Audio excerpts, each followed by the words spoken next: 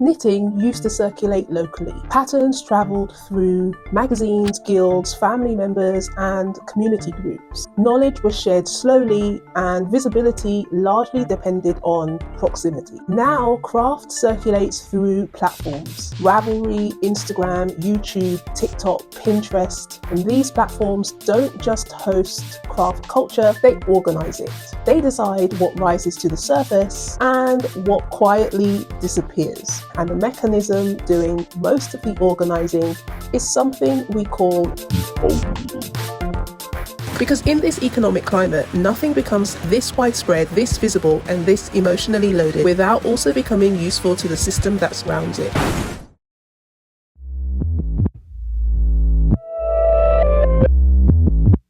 The word algorithm tends to get used like some kind of digital mythology. People, including myself in this very series, have used statements like appeasing the algorithm, fighting the algorithm, being favored by the algorithm. So let's explore what the algorithm actually means. At its simplest, an algorithm is just a set of instructions used to sort and prioritize information. In Algorithms, Platforms, and Ethnic Bias, an essay by Selena Silver and Martin Kenny, they define algorithms as a process or a set of rules to be followed in calculations or other problem-solving operations, especially by a computer. So for the purpose of this video and this discussion, we want to look at how algorithms work and how they may play into ideas of money, craft, and power. Algorithms are used to make decisions in almost all aspects of social life, from how much insurance you pay to what video on YouTube you watch next. And the correct answer to that is one of mine. No algorithm needed. But essentially, they are used on all social media platforms to decide things like which posts appear on your feed, which videos get recommended, which accounts are shown to new viewers, and which content gets buried in the void. Platforms like Instagram, YouTube, TikTok use algorithms to manage and categorize an unimaginable amount of content. According to YouTube's official blog, 20 million videos get uploaded to YouTube a day.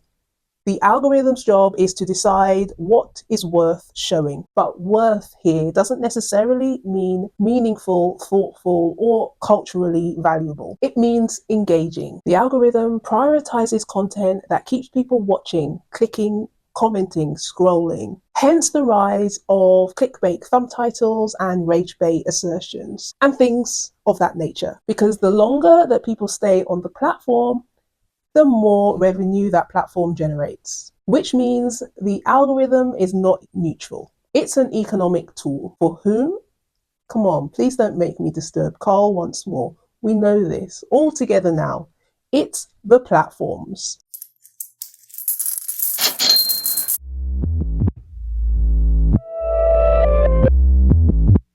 One of the stories that social media likes to tell about itself is that it is a democratizing force. And yes, sure, it has disrupted the flow of information from the hands of the traditional media gatekeepers, the printing press, and broadcast media, to essentially giving anyone a voice and an audience. Anyone can post, anyone can share their work, anyone can take off and be discovered. But access to posting is definitely not the same as visibility. Algorithms reward and amplify certain kinds of content: visually polished images, consistent posting schedules, recognizable aesthetics, content that baits and triggers engagement quickly. This creates a system where visibility is not only tied to making, but presentation, performance, and digital labor. You're not only knitting a sweater, you're styling it, you're photographing it, you're lighting it, you're writing descriptions, you're writing captions, you're filming the process. All of that and more. This is otherwise known as appeasing the algorithm. And suddenly, what was once a quiet hobby requires a whole media workflow in order to be seen.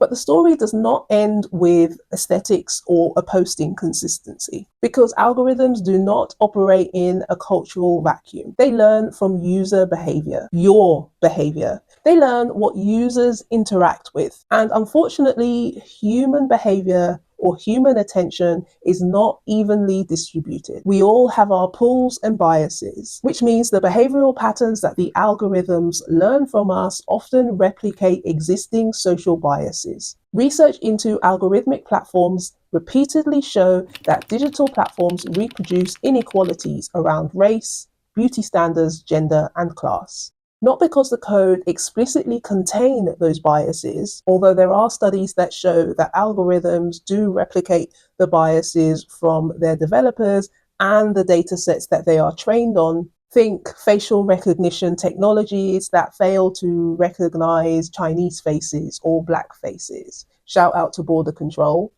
This is also discussed at length in Silver and Lenny's publication on algorithms. In other words, algorithms reflect the preferences and biases already circulating within our society. And that has a consequence for craft culture, because visibility online is not really shaped by the quality of somebody's output or what they are making. It is shaped by who they are and how they are perceived. What kind of creators does the algorithm usually show you?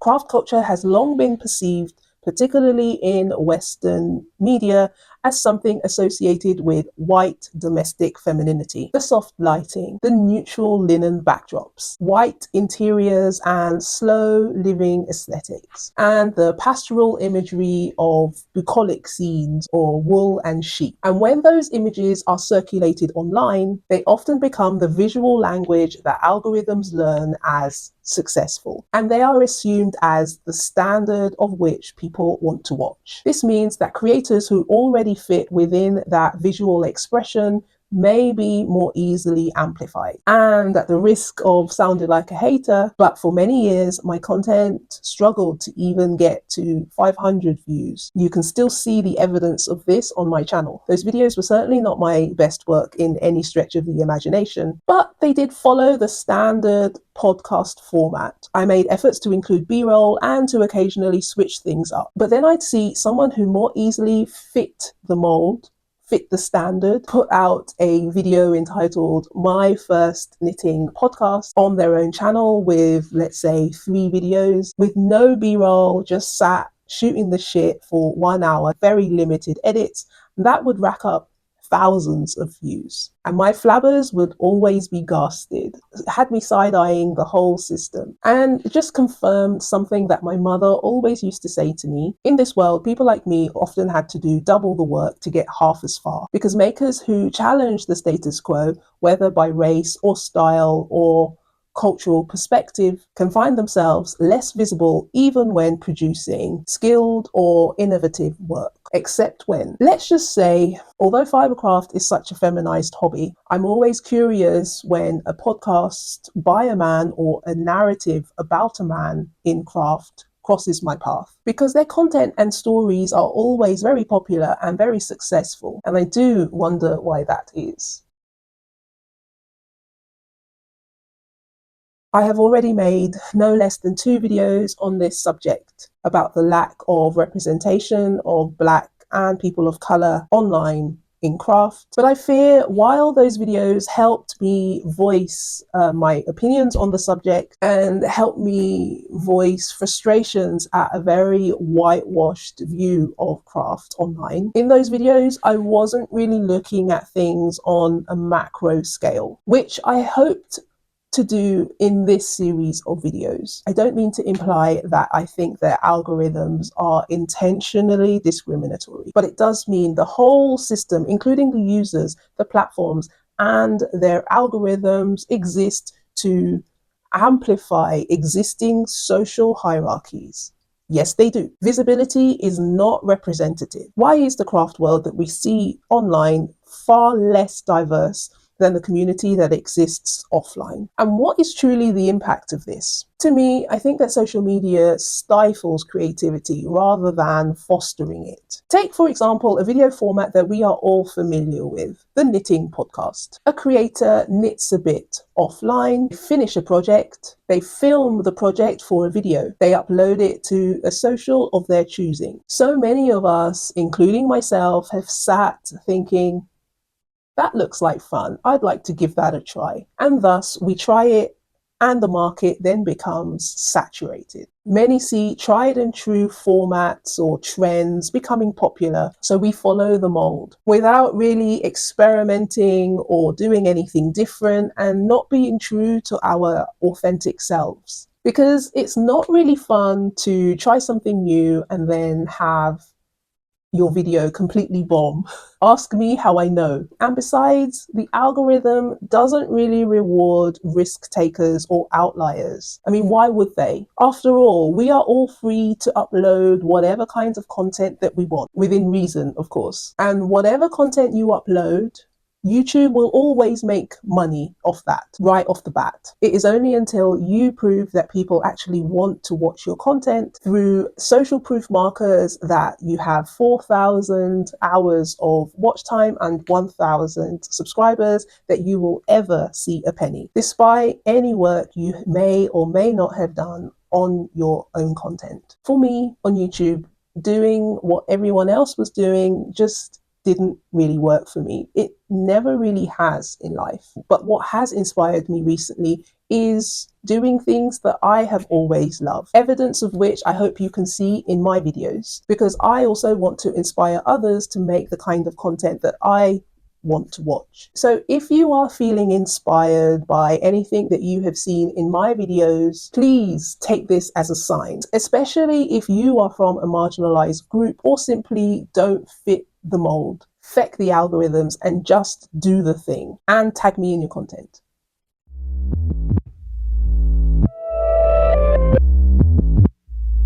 This creates another labor that didn't exist within the history of craft, the labor of being visible. Creators are expected to consistently produce content, maintain a recognizable aesthetic, interact with audiences, perform authenticity, and remain algorithmically relevant. This labor is unpaid. It is emotionally demanding, and it is deeply uncertain. Because even if you do everything right, that can all disappear overnight if the platforms change their recommendation systems. The algorithm giveth and the algorithm taketh away. Of course, participating in online craft culture is a choice. No one is obligated to post their work, document their process, or turn their creative practice into online content. But acknowledging that choice doesn't mean that the system distributing visibility is neutral or evenly structured. Because once craft moves onto platforms, visibility is no longer solely determined by the quality of the work or the care that has been invested in it. It is shaped by platform infrastructures, audience behavior, aesthetic expectations, and algorithmic systems that sort and prioritize some creators over others.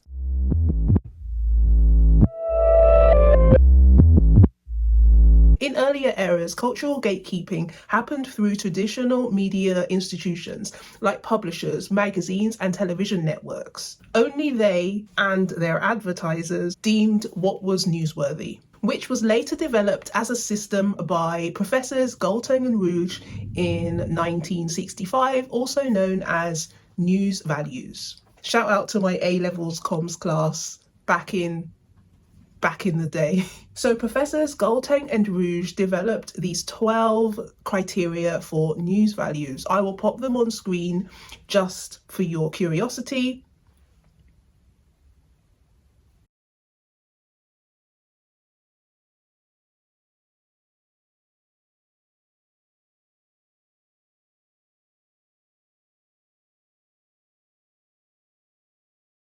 But now these traditional gatekeepers have largely been replaced by platforms. And these platforms also operate via commercial incentives. But I'll note that the platform's practices and preferences are a little less transparent. All I know is that their goal is not really to fairly represent communities. Their goal is to maximize engagement. which means craft culture online is primarily designed for advertising and attention economies. The result is a craft ecosystem where visibility, influence, and economic opportunity is increasingly concentrated among those who can successfully navigate platform logic. Clock it. This brings us to the question of power. Who gets seen and who gets paid, and whose work quietly circulates in smaller, less visible corners of the internet. But visibility isn't just about ego. It shapes whose patterns sell, whose voices are amplified, whose aesthetic becomes trends, whose labor is financially sustainable, who is represented and who is inspired. So algorithms really don't reflect the crafting community as it is. They construct it. They determine which makers become representatives of the craft world and who operates invisible within it. Platforms program algorithms to boost content that perfectly aligns with whatever the company defines as profitable. And of course, this is ever changing. I'm not an active user of Instagram, but I really have to wonder if the people I follow on there really are posting, or am I just not being shown the people that I know in real life? My feed is always just filled with advertising and influencers and things that I'm really not interested in. Yes, I'm aware that I probably sound like I'm 80 with my knitting needles and my algo drums. This is where my series Craft Money and Power comes full circle. Throughout these videos, we have looked at craft through many lenses: labor, value, economics, and culture. The algorithm is simply just the newest layer of that story. It's just another system through which power flows through into everyday creative life. Not by censoring people exactly, but by deciding moment by moment who gets amplified and who disappears into the scroll. I also aim to show how deeply embedded craft practices are in the world around us. It has always been shaped by labor systems, gender expectations, class structures, markets, and now digital platforms. And perhaps the most interesting thing about craft is that something so soft, so quiet, and so domestic can reveal so much about how power moves through everyday life, because sometimes the smallest cultural spaces tell the biggest stories. Understanding those stories doesn't diminish the joy of making, but it does remind us that even the softest cultural practices are not divorced from power.